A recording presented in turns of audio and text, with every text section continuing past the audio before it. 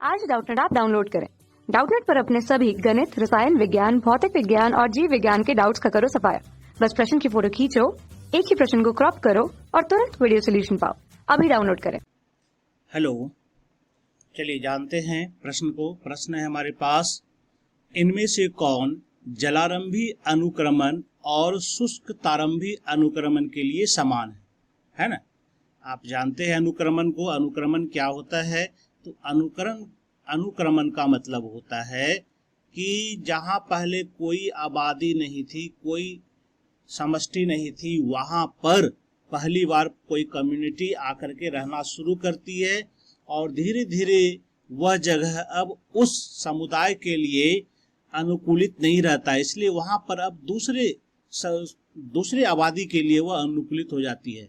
यानी कि जहां पहले कोई और आबादी रहा करता था, वह आबादी अब खत्म हो जाएगा और उसके जगह पर अब कोई दूसरी आबादी आ जाएगी, है ना।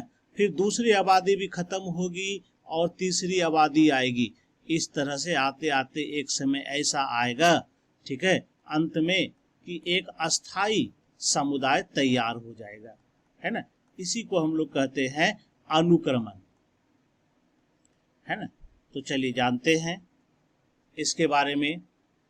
पहला है, क्या जलारंभी और शुष्क तारंभी के लिए समान पूछा जा रहा है? तो कहता है क्या दोनों की पुरोगामी प्रजाति एक समान होती है क्या?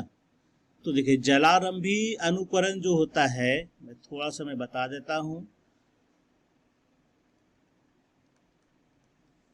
जलारंभी, इसमें शुरुआत होता है एक नए जल स्रोत से, है ना, जो बिल्कुल नया नया तैयार हुआ है। बिल्कुल मान लेते एकदम बिल्कुल नया तालाब है, उसमें कोई भी जीव भी रहना शुरू नहीं किया है। तो वैसे जगहों पर भी सबसे पहले जो पुरोगामी प्रजाति आएगा वो कौन सा हो सकता है? पुरोगामी प्रजाति। तो मुख्य रूप से छोटे छोटे छोटे पौधे आएंगे जिसको हम लोग शैवाल वगैरह कह सकते हैं, है ना। वो उसके लायक अनुकूलित तो हो सकता है। ओके, तो चलिए उसके बाद हम लोग देखते हैं, जबकि शुष्क तारंभी में क्या हो सकता है। अगर शुष्क तारंभी में देखें, यानी कि रेगिस्तान वाले में जहाँ बालू ही बालू पाया जाता है, वहां पर पहले जो है हो सकता है कि लाइकेन आए। तो दोनों में हम देख सकते हैं कि समानता नहीं है ना। जलारंभी में अगर जाते हैं तो वहां शैवाल आदि मिलता है, जबकि शुष्क तारंभ में मिलते हैं तो लाइकेन मिलता है। इसका मतलब यह समान नहीं है। दूसरा है क्रम की चरण। क्रम की चरण का मतलब हुआ ये बीच वाला चरण, है ना। जो बीच वाला चरण होता है उसको हम लोग कहते हैं क्रम की कहते हैं। तो दोनों का अलग अलग होता है। रेगिस्तान वाले में जाते हैं, ठीक है, तो लाइकेन के बाद वहां मॉस का पौधा आता है ना।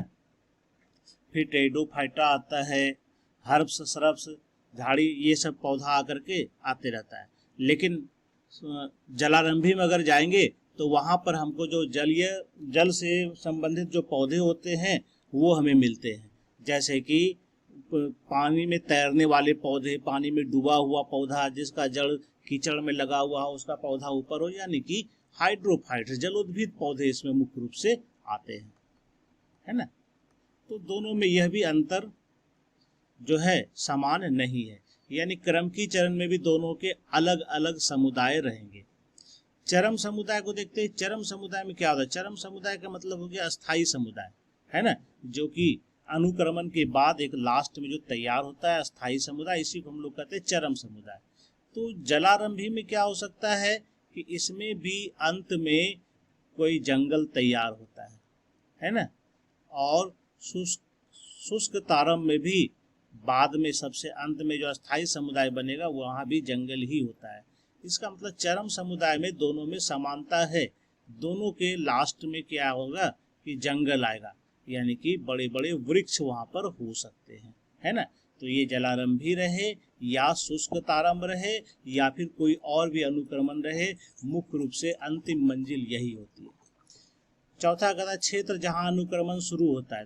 तो जलारंभी तो जल स्रोत से शुरू होता है, जबकि शुष्क तारंभ रेगिस्तान में शुरू होता है, सूखे जमीन पर शुरू होता है, नंगी चट्टानों पर शुरू होता है। तो ये भी समान नहीं है।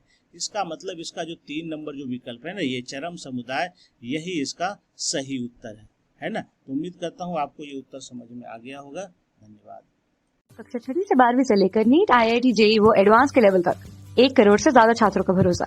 आज ही डाउनलोड करें डाउटनेट ऐप या व्हाट्सएप करें अपने सारे डाउट्स 8400 400 400 पर।